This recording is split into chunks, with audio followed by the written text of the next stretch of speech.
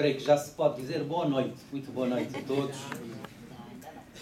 Senhor Presidente da mesa, senhoras e senhores conferencistas, digníssimos colegas aqui da mesa, caras amigas e amigos, estimados patrícios. É para mim uma grande honra e um prazer estar aqui hoje convosco a celebrar a Constituição da República de Cabo Verde e por isso queria agradecer vivamente à organização que nos convidou, em particular aqui ao Dr. Suzano, que foi a pessoa que fez a ponte para connosco, e saudar por esta brilhante iniciativa que nos tem aqui todos, cabo-verdianos e portugueses, irmanados por um conjunto de ideias que constituem a nossa pátria, a Constituição, como dizia Habermas. Eu pretendo falar sobre as alterações constitucionais no Estatuto do Chefe de Estado em Cabo Verde e não vou utilizar a ótica política, pelo menos neste momento. A Constituição é um documento sobre o qual se tem refletido muito. E eu gostaria de lembrar neste momento Benjamin Franklin, que disse o seguinte sobre a Constituição americana. A Constituição americana não garante a felicidade, apenas a prossecução dela. Nós é que temos de lutar por esta felicidade. Pois bem, com estas palavras inicio a minha intervenção dizendo que existe uma história constitucional de Cabo Verde que não começa nem em 90, nem em 92, mas em 1975. Que a evolução do Estatuto do Presidente da República mostra continuidades e descontinuidades. Que quer a revisão de 1990, que constituiu um momento de ruptura material, quer a revisão de 1992, que constitui um momento de ruptura material e formal, consubstanciaram soluções novas, fruto da ação de diversos atores políticos e sujeitos com poderes de revisão constitucional. A revisão de 2010, em relação ao Estatuto do Presidente da República e aos seus poderes, teve uma incidência limitada, mas foi globalmente positiva, especialmente no que respeita ao resgate do poder de dissolução do Parlamento. Eu sei que o Dr. Mário Silva, que está aqui ao meu lado, não gosta muito de ouvir esta palavra resgate em relação a este questionamento. Mas todos nós pertencemos à boa sociedade pluralista dos intérpretes da Constituição. Tinha aqui muita coisa escrita, mas os minutinhos que a gente tem realmente são mais sábios para nos aconselharem a restringir. A Constituição de 1992, pois, foi inquestionavelmente um avanço notável na história do constitucionalismo cabo-verdiano. Num processo polémico, algo contraditório, o grupo constituinte quis e conseguiu romper com os antecedentes normativos que invocou para rever a Constituição. E então não se tratou de uma revisão da Constituição, mas de um novo processo constituinte, só que o que aconteceu é que não se utilizaram as regras próprias de um normal processo constituinte para que se permitisse uma intervenção muito mais democrática de cada um dos membros da Assembleia Constituinte. E é aí que houve, de facto, a polémica. Mas a história mostra que o pensamento constitucional dos cabo-verdianos e as influências dos textos constitucionais anteriores e da vida política nacional não deixaram de se fazer sentir. Na verdade, aquilo a que se chegou em matéria jurídico-constitucional só foi possível devido à cultura constitucional em Cabo Verde. E a um diálogo que existiu do cabo-verdiano com ordens jurídicas e sistemas constitucionais de Portugal, do Brasil, da Espanha, da Alemanha, mesmo da Suíça e de outras realidades que conhecem e bem. Qual é a posição jurídico-constitucional do Presidente da República? Eu aqui iria apenas dizer que a nossa Constituição não utiliza a terminologia chefe de Estado na acessão clássica desenvolvida por Hans Kelsen, por exemplo, ou por Otto von Guericke, ligada à teoria orgânica do Estado. Mas tem uma definição do Presidente da República, das suas principais funções, em que eu destacaria apenas, pontualizando e não desenvolvendo. Função de integração política, uma função de representação, interna e externa, uma função de garantia da unidade da nação e do Estado. Nos termos da Constituição da República, cabe, pois, ao Presidente da República, entre outras coisas, reproduzir e clarificar a comunidade política na sua riqueza de valores e na diversidade de ideias de que é tributária. Também lhe cabe articular o consenso político que cimenta a unidade da nossa comunidade e relembrar com frequência a todos esse consenso nas suas intervenções públicas. Não me vou referir particularmente à função de garantia da independência nacional, mas muito brevemente à função de guardião da Constituição. Houve uma grande polémica, como conhecem, entre Carl Schmitt e Hans Kelsen sobre quem é que era o guardião da Constituição. Pois bem, nós entendemos, no início do século, nós entendemos que o Presidente da República, o chefe de Estado em Cabo Verde, tem essas funções de guardião da Constituição. E constitui também uma reserva jurídica. A Constituição, como é que evoluiu? Tendo em conta que nós tivemos uma Lei de Organização Política do Estado em 1975, depois uma Constituição de 1980, a revisão de 1990 e, por fim, a Constituição de 92. Com a Constituição de 92, o modo de designação do Presidente da República manteve-se igual ao previsto após a revisão de 90, por sufrágio direto e universal. A única diferença tem a ver com o facto de os cabo-verdianos no exterior terem passado a participar na eleição do Presidente da República, o que foi um grande ganho. A Constituição também definiu com mais clareza os requisitos para se ser eleito Presidente da República. Não vou falar do estatuto protocolar do Presidente, das regras de incompatibilidade, do juramento de entrada em funções, que é essencial, portanto é uma condição sine qua non para que o Presidente possa exercer as suas funções, nem da imunidade do Presidente da República, tal qual é vista na Constituição, nem tampouco da responsabilidade jurídica que ele tem e da capacidade de agir em juízo. Eu vou saltar diretamente, sem falar da substituição e da cessação do mandato, para a competência do Presidente da República. A Constituição de 92, como é natural, trabalhou mais o estatuto e os poderes do Presidente da República em relação à de 1980. Quer em termos de extensão dos poderes, quer em termos de sistematização e do número de artigos, o que é natural.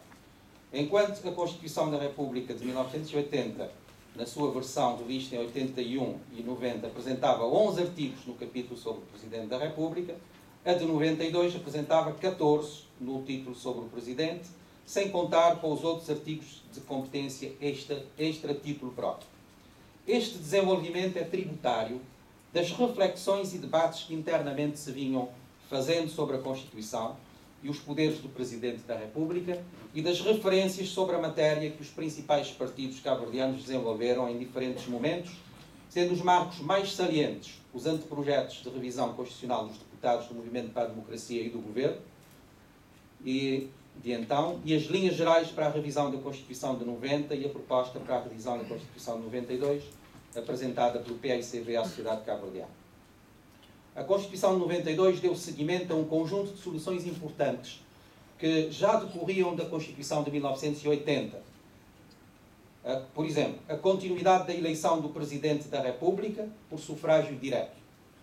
A manutenção de amplos poderes do Presidente da República, tais como os poderes de nomeação do Primeiro-Ministro e dos demais membros do Governo, sob proposta deste, o poder de veto e o poder de dissolução do Parlamento, embora com uma outra alteração de fundo ou desenvolvimento. Eu faço notar que me refiro à Constituição de 1980, revista em 90.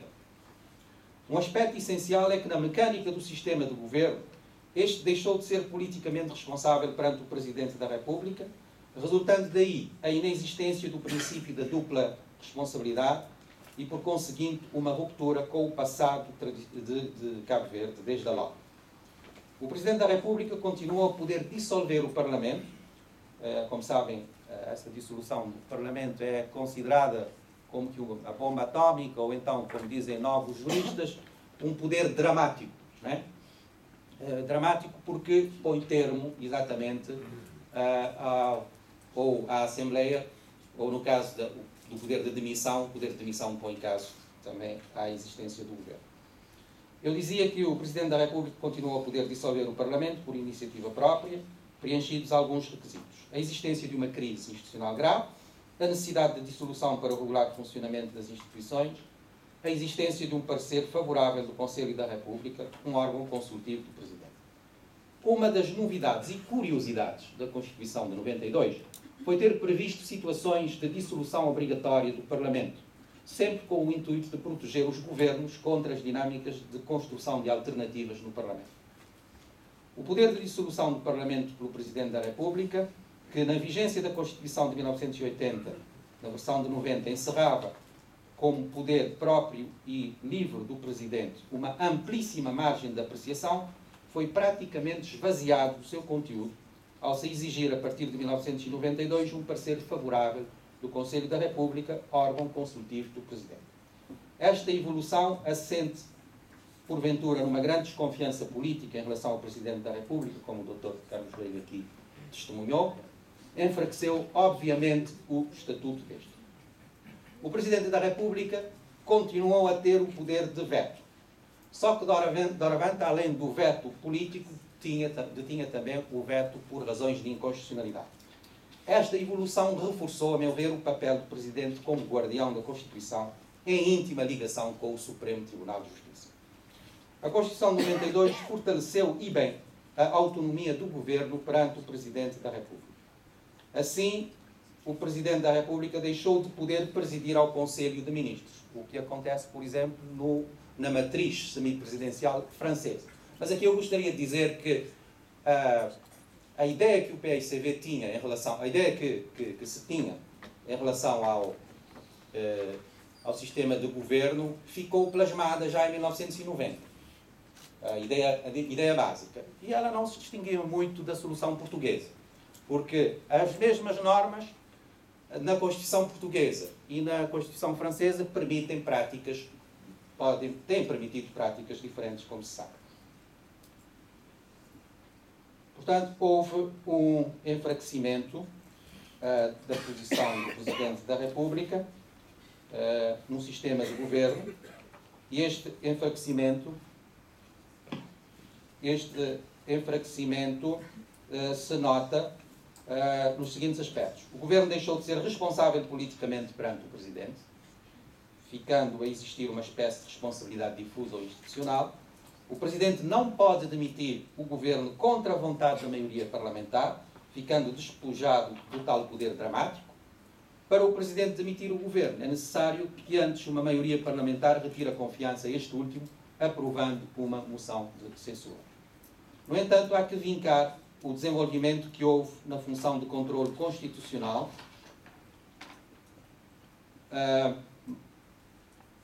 por parte do Presidente da República. Não só através do exercício dos poderes de promulgação e veto, mas também através da possibilidade que ele adquiriu de controlo preventivo ou sucessivo de normas por inconstitucionalidade.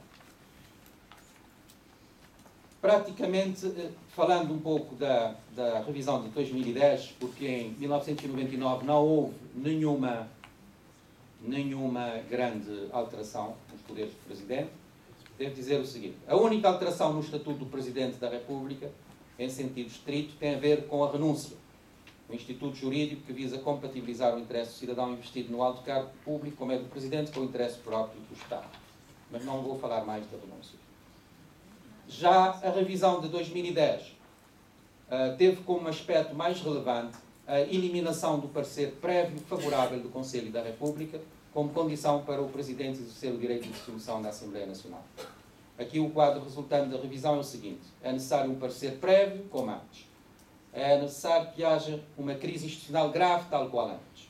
E diz-se agora que essa crise institucional grave deve ser traduzida no facto de ser praticamente impossível assegurar o regular funcionamento das instituições democráticas para ultrapassar a crise sem que seja com recurso à dissolução.